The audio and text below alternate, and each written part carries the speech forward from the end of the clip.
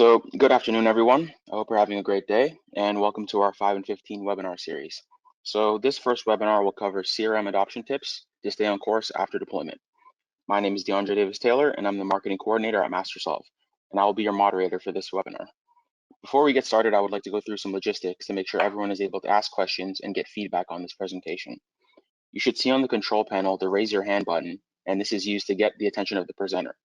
Because we have a rather large audience today, we ask that rather than raising your hand, you instead submit any questions using the chat facility, and we will compile them and ask them at the end of the presentation. We will also send out the answers to all the questions in a follow-up email and a link to the recording of this webinar. So joining me today on this call is Stephen Lavoie from MasterSolve, and we are discussing 5 ways our customers have been able to increase their user adoption of CRM. So Stephen, can you tell us a little bit about MasterSolve before we get started? Yeah, absolutely. Thanks, DeAndre. MasterSolve is a business and technology consultancy with deep expertise in customer engagement, business process optimization, customer relationship management, and marketing automation. Our customers are located across North America in a variety of industries. Their revenues range from startups to Fortune 500 companies. Today, we'll be sharing some of the user adoption successes that MasterSolve has worked on. DeAndre, why don't you kick off the first user adoption challenge that we're going to be sharing today? For sure. So the first customer issue that we always run into is involving the CRM journey. So one reason CRM adoption issues arise is due to the thought that you just need to implement the CRM and that's it. But thinking of your CRM in this myopic way is not productive and can lead to serious issues in the future. One of our customers reached out to us to ask how we can help them identify why people were not using all the functionalities of the CRM after their implementation. We ended up engaging them on a monthly improvement program. So Stephen, could you cover what this program consisted of? Yeah, absolutely. The key takeaways from this monthly engagement were 2 main things. We asked the project leader to involve end users in that project. When we asked them what was working and what wasn't working. The end users are the best people to tell you these challenges and successes because they use the system. Most of the time, they're going to stop using functionality because they either find it non-efficient or they feel like there's too many steps. The other thing is we were able to involve an end user in the maintaining of the system. They were like a liaison that worked with IT departments to help IT departments understand some of the challenges that the business users were going through. Third thing that we did was we had a review on our monthly sessions, the different points highlighted from the people involved in the process. We took their feedback and discussed how to address those issues that arose. Half the time we identified that it was more training that was needed, and another part of the time it was used to configure the system differently. After 3 months, we were seeing improvement on both sides, usage and functionality of the system. On top of that, people felt as part of the project as they were involved in comments and feedback became more constructive and less complaints. Perfect. So our second customer issue we always run into is that customers don't set their CRM up for success. So to do this, your CRM must have a strong governance policy in order to ensure that your system continues to perform at its most optimum level. And this is not just a one-step process, but instead it's 3. And we collectively refer to these as the 3 A's. So Stephen, could you dive deeper into these 3 A's for us? Yeah, absolutely. In order to drive early and late stage adoption, you should set up a communications campaign of awareness, actions, and alignment. You can foster awareness through things like digital correspondence, overview presentation, and launch meetings. Get everyone on the same page and make them aware of what the process is and what they need to do to keep it. Take action by blasting out sets of emails that detail the actions needed next, or to prepare people for the project. Give constant updates and set people up with an online repository where they can visit and get information about the project. And lastly, make sure that you train the team. Alignment is very important. Set up the project by explaining the philosophy, what it is that you want to achieve, then lay out the deliverables. Once the project is completed, do a post-deployment wrap-up and review the metrics. So speaking of metrics, that leads us into our third customer issues, which is finding the metrics that matter. So many customers may think that their CRM adoption is going well, since nobody's asking any questions or bringing up any issues to us. But this can be a mistake because the only way to know if your CRM adoption is up to par is by looking at the metrics. You need a variety of metrics that cover not only what you're doing, but also how you're progressing. So Stephen, what type of metrics do we use internally to cover our CRM adoption? Yeah, absolutely, DeAndre. Metrics are really important in maintaining the adoption of a CRM. One of the problems we often see with our customers is that managers are tracking metrics that their team members are not aware of. If we all have a common goal, for example, more sales or faster customer service responses, why should we have separate metrics? When we develop metrics internally, we build them from the top down. Departmental goals roll up to the organizational level, and individual goals and metrics roll up to the team level. This process allows us to explain how metrics are calculated and what they are based on. Only useful metrics are then measured and everyone is on the same page. Perfect. So that leads us to our fourth customer issue, which is coming to post-deployment strategies. So even after realizing that you need to implement a post-deployment strategy, many companies usually don't know exactly what they should be doing or where they should start. And also they have confusion about how to structure their post-deployment strategy to equally accommodate people who may have different learning styles. So Stephen, do you have any examples of strategies that have worked well for companies in the past? Absolutely. When customers need to get help with their adoption, we usually start them on a 21-day plan. Studies say that it takes about 21 days to get something as part of your routine or to get it adopted. We guide our customers to start with little or baby steps and add more innovations moving forward. For example, start with 1 to 3 functionalities or improvements. Stick with this for a few days, and when that concept is adopted or being used by your team, then add more functionality and improvements. We encourage customers to ask for feedback from their users to ensure that the processes and automations make sense.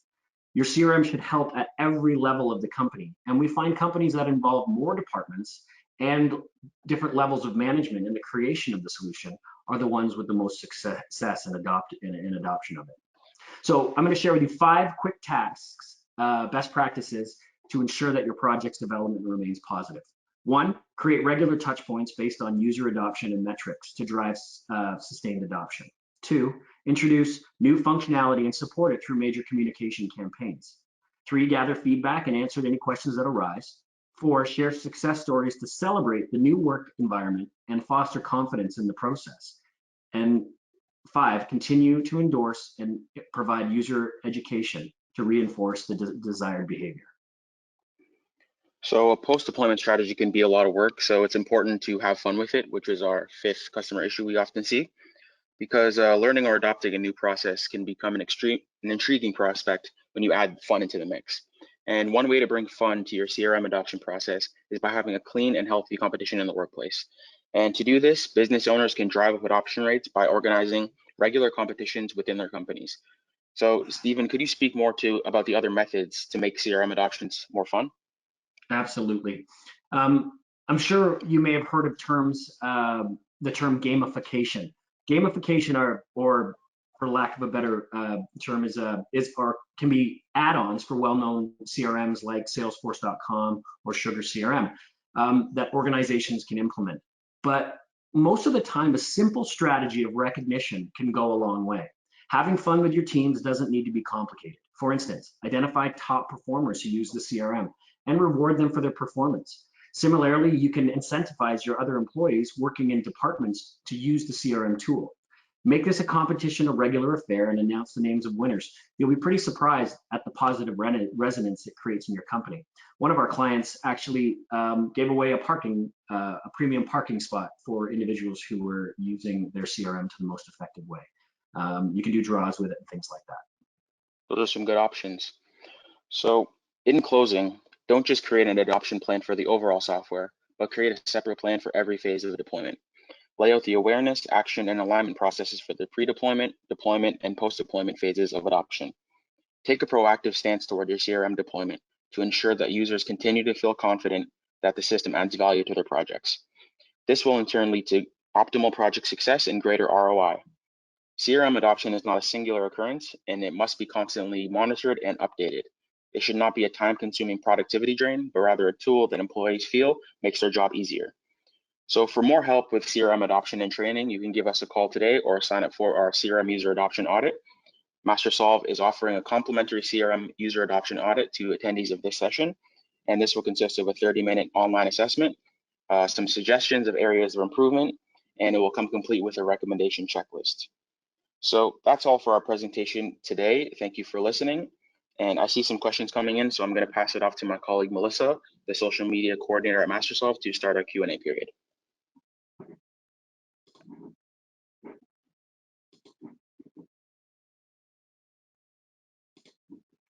So I think, Melissa, your line's muted.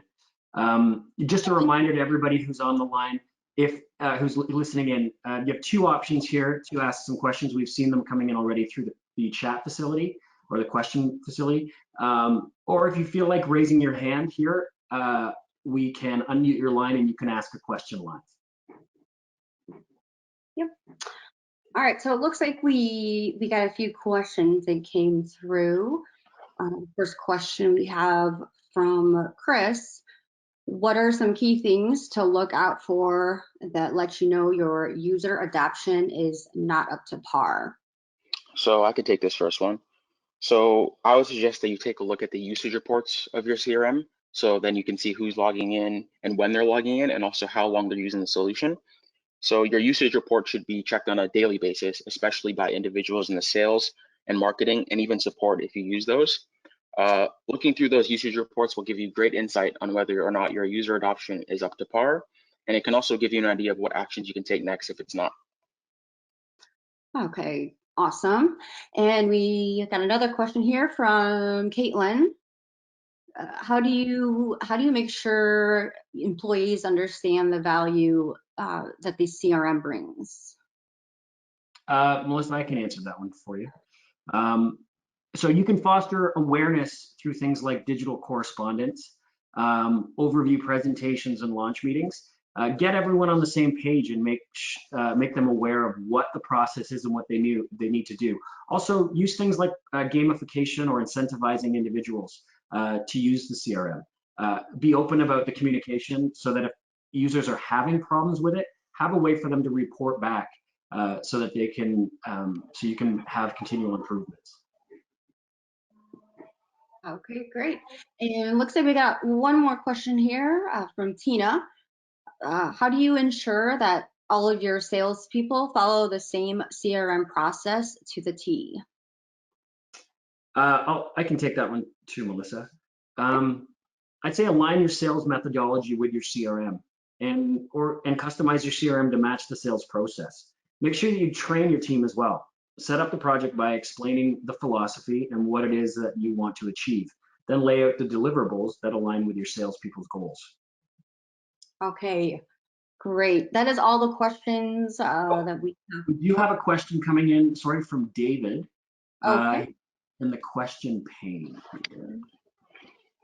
Let me take, can you give some concrete examples of gamification, maybe from implementations you've been involved in? Yeah, absolutely. So there are add-on solutions that are available for most of the enterprise level CRMs. Usually they're developed by third-party organizations that are plugins, add-ons you can use to enhance your CRM. With actual games or collection of coins or things like that, rewards, similar things along the lines that you would see in a video game you might find for in a video game for things like achievements, if you've had those things. So people who are using, and you make them up, and people who use the CRM maybe daily get certain badges or achievements. Those can be technical and they have costs associated with it. But from another level, you can simply set up your own programs internally that recognize individuals who are using the system. And they don't have to be complicated. They can just be, with your usage reports and lining people with their goals, with the goals of your organization. Individuals that are following those things, you can reward them. I said at the end, one of our customers gave away a parking spot, a premium parking spot for somebody for a month because they were using the CRM most effectively, and they would do raffles and things like that and get everyone involved. All right, perfect. Let me see if we have any other questions in the question pane. Excellent, thank you. Nope, that looks like it's it from the question pane there, and it looks like that's it from the online questions. Melissa, was there anything else you wanted to go over? No, I'd just like to thank everyone for attending our webinar today. We will be sending out a link shortly of the video recording as well as the Q&As. So I hope you all have a great week, and thanks again.